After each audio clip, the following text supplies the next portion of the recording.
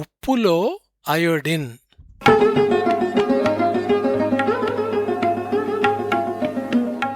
పాతకాలంలో గాయమైతే దానికి అయోడిన్ పూసి కట్టుకట్టేవారు. అంతకు మించి అయోడిన్ గురించి ఎక్కువగా తెలియదు. అయోడిన్ అన్నది ఒక ఖనిజం. అది మన ఆహారంలో తప్పకుండా ఉండి తీరాలి. శరీరంలో మామూలుగా జరిగే జీవచర్యలను, పెరుగుదలను, జీర్ణక్రియను, గుండె కొట్టుకునే వేగాన్ని, శరీరపు ఉష్ణోగ్రతను నియంత్రించే హార్మోన్ల తయారీలో అయోడిన్కు ప్రధాన పాత్ర ఉంటుంది.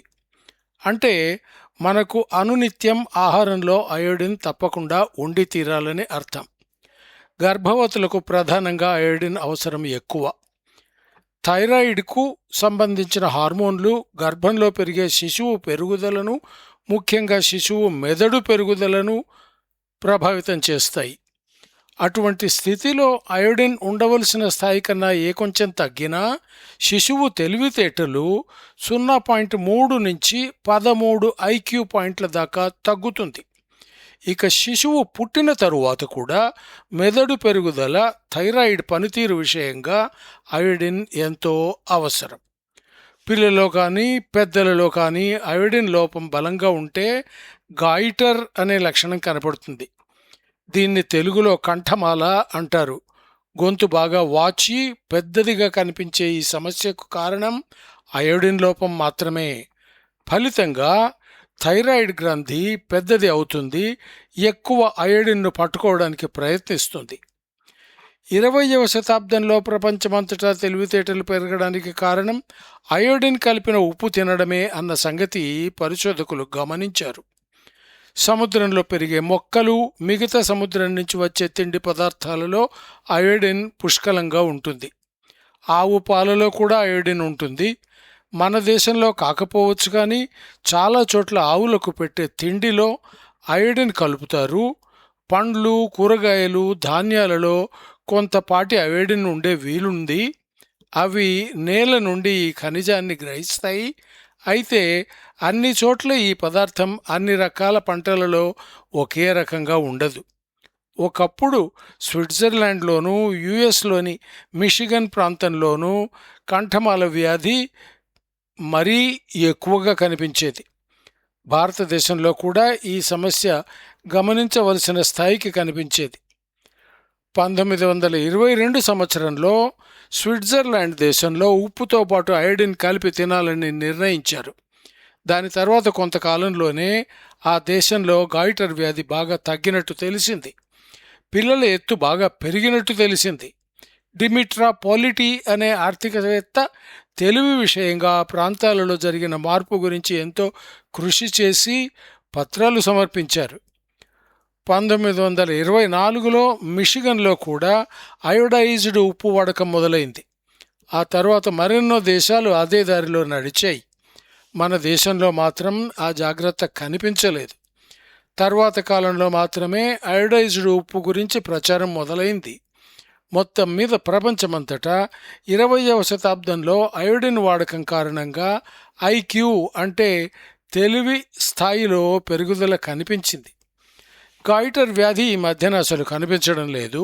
అయినా సరే అయోడైజ్డ్ ఉప్పుకు మాత్రం అంతగా ప్రచారం కూడా కనిపించడం లేదు. మన దేశంలో హిమాలయన్ సాల్ట్ అనే సైంధవ లవణం గురించి తెలుసు. మామూలు సముద్రం నుంచి వచ్చే లవణాన్ని మామూలు లవణం, ఉప్పు అంటున్నాము. ఈ సైంధవ లవణం మాత్రం హిమాలయాల ప్రాంతాల్లోనే నేలను తవ్వి వెలికి తీస్తారు. సముద్రం ఉప్పు చూడడానికి బాగుంటుంది. మిగతా ఉప్పులు కొంత రంగును, వాసనను కలిగి ఉంటాయి. ఉప్పు వ్యాపారం కంపెనీలు కొన్ని మా ఉప్పులో అసలు అయోడిన్ లేదు అని గొప్పగా ప్రకటించడం కూడా అందరికీ తెలిసిందే. అయోడిన్ ఉప్పు తింటే ఏదో హాని జరుగుతుంది అన్న భావం పరోక్షంగా వాళ్ళు కల్పించేవారు.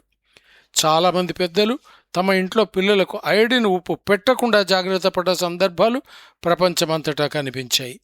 మన దేశంలో నిజానికి ఉప్పు గురించి చాలామందికి ఇప్పటికీ తెలియదు. అయోడిన్ ప్రకృతి సిద్ధమైన ఖనిజ పదార్థం, కానీ అదేదో అనవసరమైనది అన్న భావం అందరికీ ఉండడం ఆశ్చర్యకరం. తెలియని రసాయనాలను గురించి ఏవో కెమికల్స్ అంటూ అందరూ భయంకరంగా చెప్పుకుంటారు. అసలు విషయం తెలుసుకోకపోవడం మనకు అలవాటైంది. ఈ మధ్యకాలంలో ప్రాసెస్ చేసిన తిండి అందరికీ బాగా అలవాటైంది. పిజ్జాలు, బర్గర్లు గొప్ప ఫ్యాషన్లుగా మారాయి. వీటిలో ఎక్కడ అయోడిన్ ఉప్పు ఉండదు. ఇక చాలామంది వీగన్ అనే పద్ధతిలోనికి మారుతున్నారు. పాల పదార్థాలను తినడం తప్పు అంటున్నారు. ఇక అయోడిన్ శరీరాలకు అందే అవకాశం ఈ రకంగా మరింత తగ్గుతున్నది. మొత్తం మీద అందరికీ శరీరానికి ఎంతో అవసరమైన అయోడిన్ మాత్రం తగిన స్థాయిలో అందడం లేదు అన్న సంగతి ప్రపంచమంతటా గమనించారు. యుఎస్లో జరిగిన ఇటీవలి పరిశోధనలలో సుమారు సగం మంది గర్భవతులకు తగినంత అయోడిన్ అందడం లేదని తేలింది. మన దేశంలో ఇటువంటి పరిశోధనలు జరుగుతున్న పరిస్థితి కనిపించడం లేదు. ప్రపంచమంతటా పిల్లలను కనే వయసులో ఉన్న ఆడవారికి తగినంత అయోడిన్ అందడం లేదు అన్నది శాస్త్రజ్ఞులు గమనించిన ఒక సత్యం. ఇటువంటి వివరాలు ఇటీవలి జనవరి మాసంలోని వైద్య పరిశోధన పత్రికలలో ప్రకటింపబడ్డాయి. అయోడిన్ ఉప్పును వాడవలసిన అవసరం గురించి ప్రపంచమంతటా పరిశోధకులు పెద్ద ఎత్తున ప్రచారం చేస్తున్నారు, చేయాలని చెబుతున్నారు. ప్రపంచం మొత్తం మీద పరిస్థితి చిత్రంగా ఉంది. జింక్, సెలీనియం, జింకో బిలోబా మాత్రలు మాత్రం అందరూ తింటున్నారు. వాటి వల్ల మెదడు ఆరోగ్యం పెరుగుతుంది అంటున్నారు. అయితే ఈ విషయంగా నిజంగా పరిశోధన ఫలితాలు మాత్రం కనిపించడం లేదు. అయోడిన్ గురించి మాత్రం ఎవరికీ పట్టకుండా ఉంది. అందరూ మరొకసారి అయోడిన్ కలిపిన ఉప్పు గురించి ఆలోచించాలి. దాని వాడకం ద్వారా పెద్దలకు, ముఖ్యంగా గర్భవతులు, శిశువులకు మెదడు పెరుగుదల గురించి కలిగే ప్రయోజనాలను అందరికీ అందజేయాలి అంటున్నారు పరిశోధకులు.